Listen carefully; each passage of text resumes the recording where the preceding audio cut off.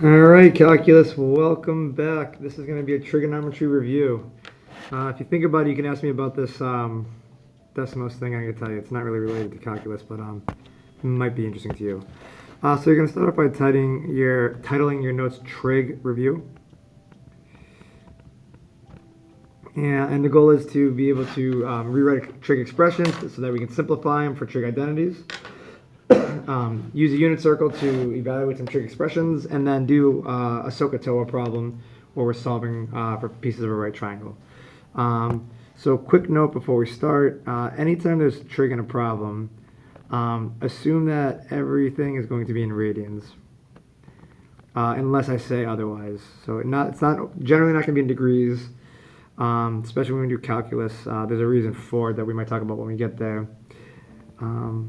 But unless otherwise stated, have your calculator set into radians. Now, actually, for what we're doing today, it's going to be in degrees.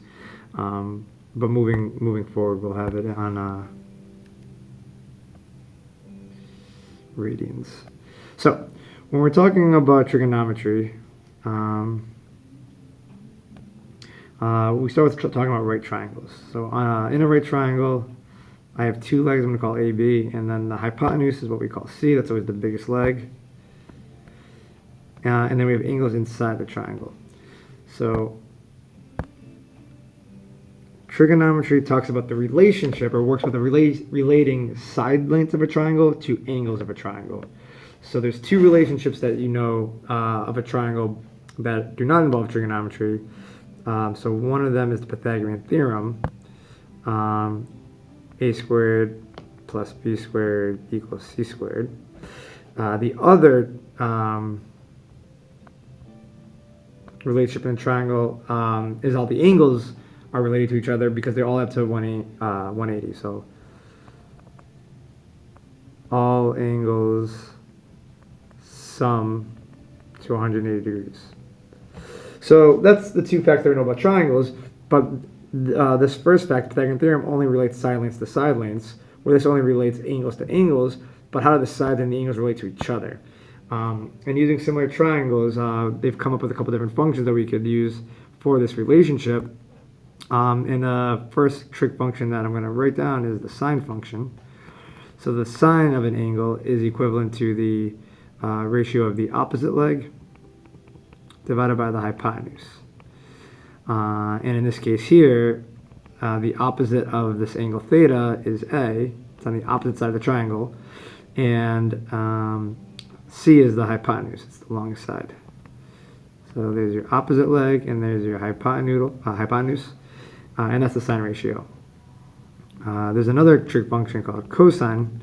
And cosine is the ratio of the adjacent leg and the hypotenuse. So in this case, the adjacent leg is the leg that's touching the angle that we're looking at, but not the hypotenuse. So the adjacent is B, the hypotenuse is still C. And the third trig function is tangent of theta. Tangent of theta is opposite over adjacent. In this case, that'd be A over B. So a mnemonic to help remember these trig ratios is SOHCAHTOA. So sine is opposite of hypotenuse, so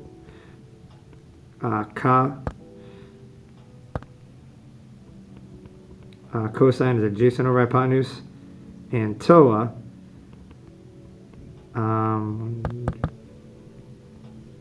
that is opposite over adjacent.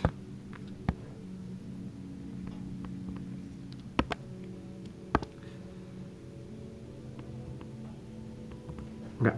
So SOHCAHTOA is a way to remember those ratios. Just another fact about tangent. Tangent is also equal to sine of theta over cosine theta. Okay. And if you do this divided by this, you'll get that. Maybe that's like a fun algebra exercise. So those are the three main trig functions, and then from them we have these three other trig functions. One being cosecant of theta. Cosecant of theta is 1 over sine of theta. So if I do 1 over sine of theta, it's just going to flip that. So instead of being A over C, it's just going to be C over A, right? Keep, change, flip. So that's cosecant of theta. Secant of theta is a trig ratio. That's 1 over cosine of theta. That's how we define it.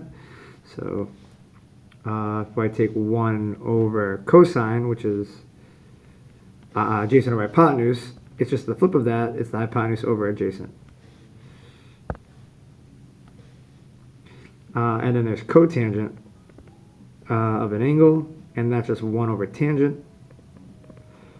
So if I do 1 over a tangent of theta, which is A over B, it's just going to be B over A, which is just, instead of sine over cosine, it's cosine over sine. Okay? So those are the 6 trig functions that we'll be using.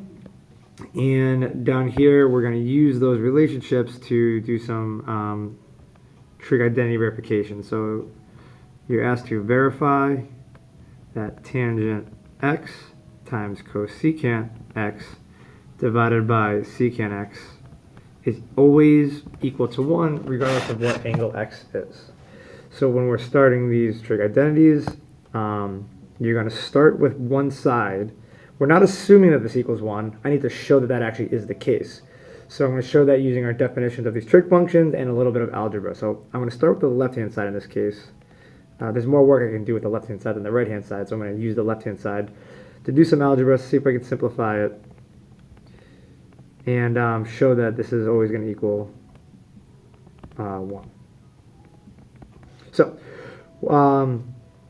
if there's any fractions or multiplication to be done, I might do that if I can. Otherwise, I like to start off by just rewriting each function as sine, in terms of sine and cosine. So this first tangent x here, tangent is equivalent to sine over cosine. Right, and that's what we said right up here, right? Tangent is equivalent to sine over cosine. So that's the tangent part. And then tangent times cosecant, well, cosecant is 1 over sine. So that's this part right here is equivalent to 1 over sine, which we saw right here. Okay. And that's being divided by secant of x, and I'm going to rewrite secant of x as 1 over cosine.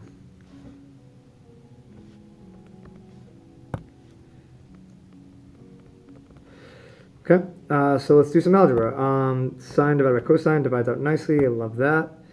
And now I have 1 over cosine of x divided by another 1 over cosine of x.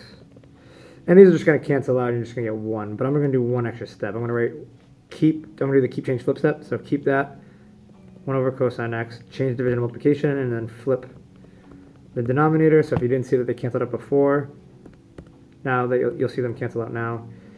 Divide out now, and then you get 1 divided by 1, which equals 1, which is what we wanted to show.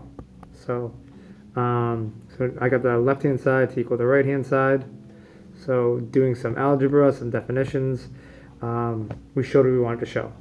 So when you're done with the proof, some books will put a little filled-in square to indicate to the reader that the proof is done.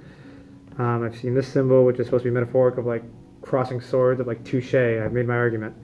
And sometimes you'll see QED, which is an acronym for something in Latin that, again, implies that you finished doing what you were trying to accomplish. So that was example 1. We're going to do 2 more like that. So here's example 2. So you're going to copy this one down. Instead of using x or theta, I'm going to use the symbol alpha.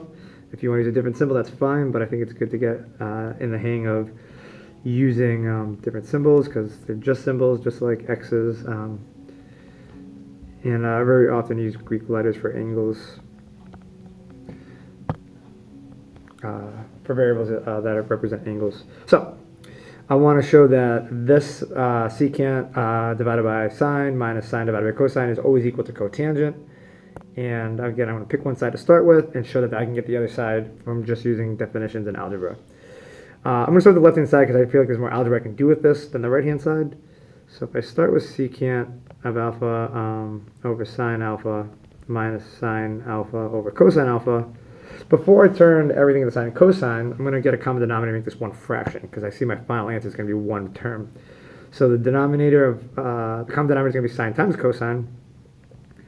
So multiply this top and bottom by sine alpha, and this top and bottom by cosine alpha.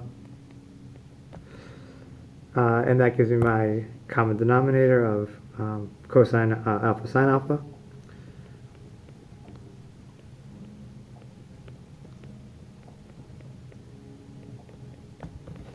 Sine times sine is sine squared.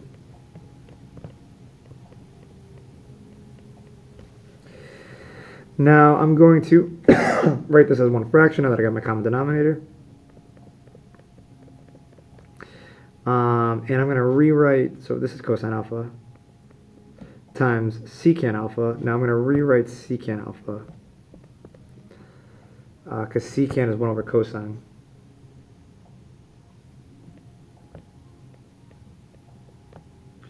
Minus sine squared. Okay. So there's my common denominator. So I'm combining these fractions. There's my numerator. Another nice thing happens. Cosine times 1 over cosine. Those are going to divide out. Love that. So now I'm left with 1 minus sine squared of alpha divided by cosine alpha sine alpha. I still didn't get to cotangent yet, so I'm not done. And I got to figure out what can I do to make this, to do more algebra to simplify this. And there's one trig identity that you're going to want to remember, and that's so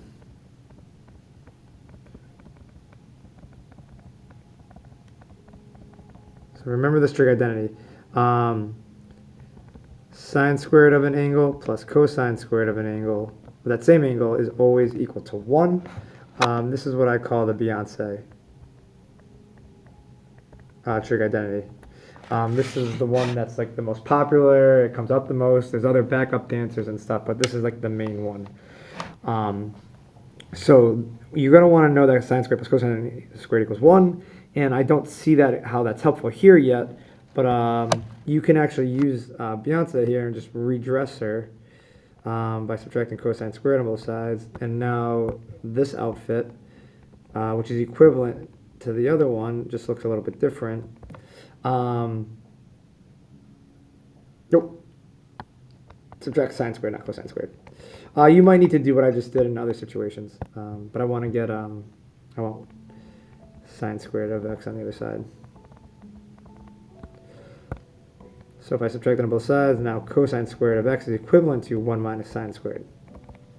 So 1 minus sine squared, well, minus sine squared, I can just replace that with cosine. So this is 1 minus sine squared. The numerator is equivalent to just cosine squared of alpha over cosine alpha sine alpha. All right, so in this case we're using alpha, not x. So that makes things a little bit better, because now this cosine will divide with one of those cosines, and now I'm left with cosine alpha over sine alpha, and cosine divided by sine is cotangent alpha, which I believe, yep, that's exactly what we wanted to show. So we got this to equal the right hand side, so good job. Last example, which I do think Beyonce comes in this example as well. I wonder if Beyonce is not as relevant as she was 10 years ago, maybe I should call that the Taylor Swift trig identity, maybe. We'll see. So here is the last trig identity I want us to do together. Tangent times sine times cotangent cosine is equal to secant of x. So we got to pick a side to start with, and I like the left-hand side because there's more algebra I can do with it. And I'm going to start off by distributing this left-hand side. So this is equivalent to tangent x times sine x. And then this is going to be equivalent to tangent x times cotangent cosine.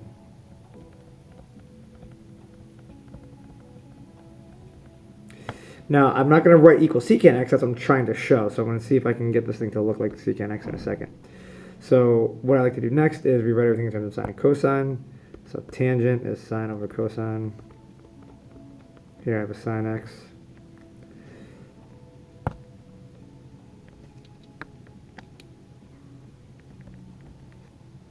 So this part's right there. Plus tangent x times cotangent x. You might recognize that those are going to cancel out, but we'll do the sine cosine thing.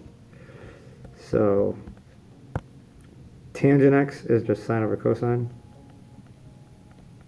Cotangent x is the flip of that, cosine over sine. And then we still have a cosine x up here.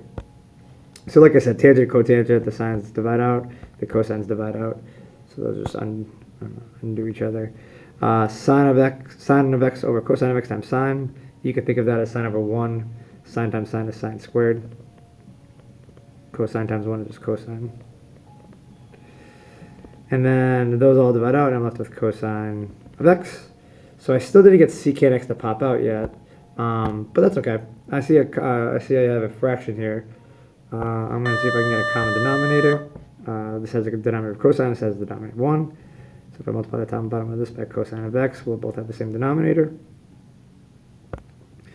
So now I have sine squared x over cosine, plus cosine times cosine is cosine squared. 1 times cosine is cosine. Now I have a common denominator, that's great. So if I add these two fractions, the common denominator is cosine, and now I just have sine squared of x plus cosine squared of x. And there is our girl Beyonce. Sine squared plus cosine squared equals 1.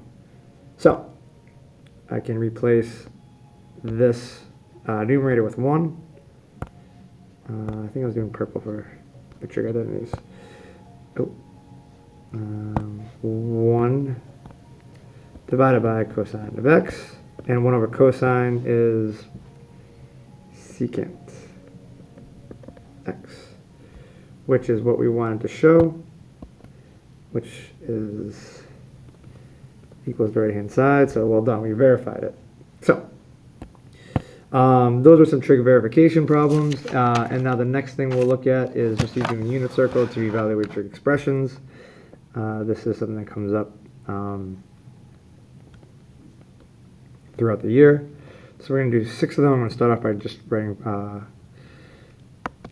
3 of them, but write the question. Make sure you write the question in your notes. Don't just write the examples. Find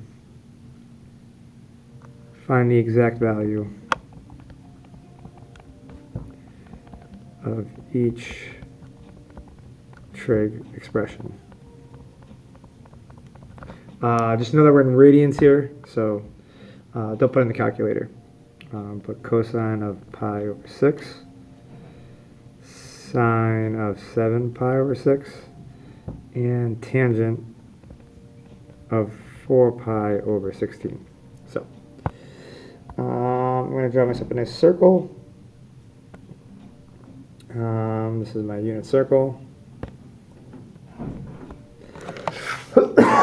I want to find cosine of pi over 6. So cosine is going to correlate to an x value at angle pi over 6. So pi over 6 is this angle right here. And the coordinates for that, you've got to know these. That's 3 over 2, comma 1/2. And the 45-degree angle is pi over 4. The coordinates of that is root 2 over 2. Root 2 over 2. And pi over 3, that's the 60-degree angle. That's the flip of the 30-degree angle, or pi over 6. So instead of root 3 over 2, 1/2, it's 1/2 root 3 over 2.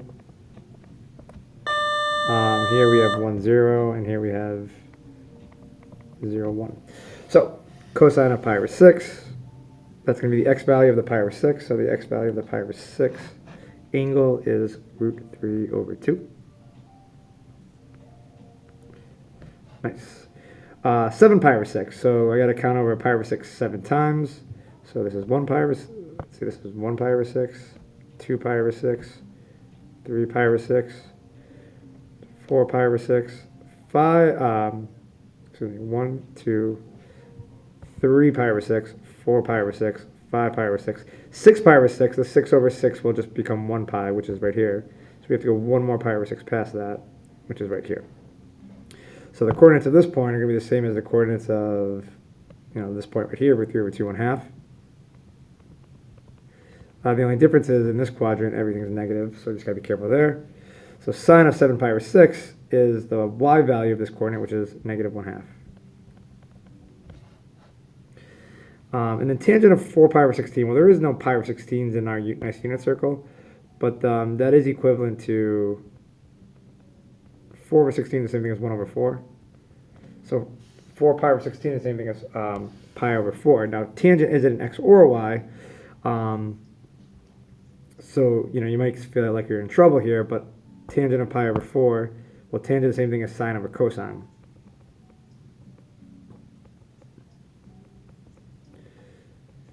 So I really just need to find sine of pi over 4 divided by cosine of pi over 4. So sine of pi over 4 is root 2 over 2, and cosine of pi over 4 is also root 2 over 2. So this is root 2 over 2 divided by root 2 over 2. You can do the keep change flip to see that they're just going to cancel out if you don't see it off the bat, but then you just get that equals 1. So that is the first 3 examples of using the unit circle here.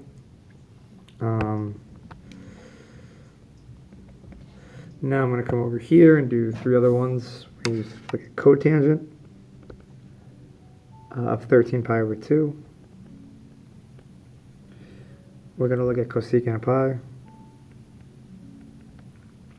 We're going to look at secant of 5 pi over 3. Now 13 pi over 2, cotangent of 13 pi over 2. I'm going to rewrite that as cotangent is cosine over sine.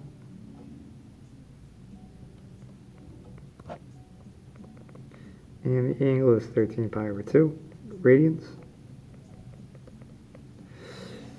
So I got to find out where this coordinate is on the unit circle, and then find the x and y values and divide them. So pi over 2 is, let's use purple, is right up here. So I got to do 13 pi over 2, so it's 13 quarter circles. So that's 1. So 1 pi over 2, 2 pi over 2, 3 pi over 2, 4 pi over 2, 5, 6, 7, 8 pi over 2, 9, 10, 11, 12 pi over 2, 13 pi over 2 brings you right back to the front. So every 4 pi over 2, you kind of go once around the circle, so you can think of this as 1 extra turn. So the coordinates of this point here, let me just erase what I did in purple. Cosine of 13 pi over 2 is the x value here, which is 0. And the sine of 13 pi over 2 is the y value, which is 1. So 0 divided by 1 is 0. Cosecant of pi. So let's rewrite cosecant in terms of sine and cosine. Cosecant is 1 over sine.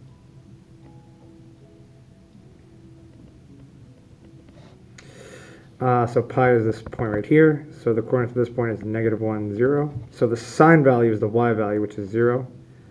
So this is 1 over 0. And 1 divided by 0 doesn't exist, so this is undefined. So you put this in your calculator, it's going to tell you it's an error. And that's okay. Secant of 5 pi over 3, well, secant is 1 over cosine. So counting over pi over 3s, that's twice as much as a pi over 6, so let's do this in red, I guess. So this is 1 pi over 3, 2 pi over 3, 3 pi over 3, which gets you to pi, 4 pi over 3, 5 pi over 3, and then 6 pi over 3 to get you back to 2 pi. So this angle right here, the coordinates are going to be the same as the one right above it, which is 1/2 root 3 over 2. But we have to recognize that in this quadrant, although x is positive, the y value is negative. Which might not be relevant here because cosine is just looking for the x value, which is 1/2. So we have 1 divided by cosine of 5 pi over 3, which is 1 over 1/2. And 1 over 1/2, we divide 1 into groups of 1/2, you can get 2 of them. If you're not sure, think of this as 1 over 1 divided by 1/2. I'm going to keep change flip, so times by 2 over 1, and you get 2 that way. So secant of 5 pi over 3 is equal to 2. And that's it for using the unit circle to evaluate some trig expressions. The last example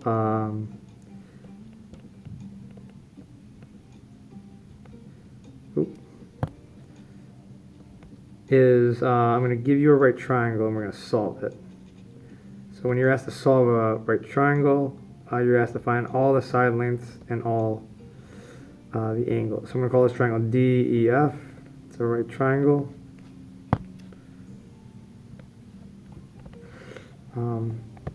And you're asked to find all the sides to the nearest tenth.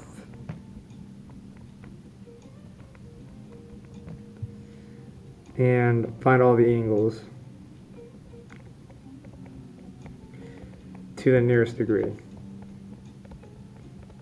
So when you do it to the nearest degree, just know we're going to be in degrees, not radians for this particular problem. So that's why I said make sure your calculator's in radians for this particular problem. Okay, so these examples are either going to be given two sides at an angle or one angle and one side. And at some point you're going to need some trigonometry here. So if I'm given two sides of a triangle and I want to put the third side, we can always use the Pythagorean theorem to find that third side. So if you think of this as a, b, and c, we know a squared plus b squared equals c squared.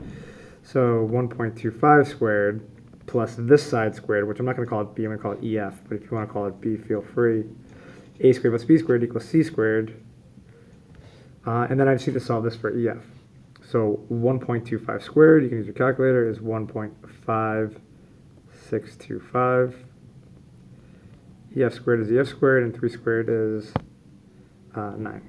Despite popular belief, it is not 6. Now I want to solve for ef squared, so I'm going to subtract 1.5625 on both sides.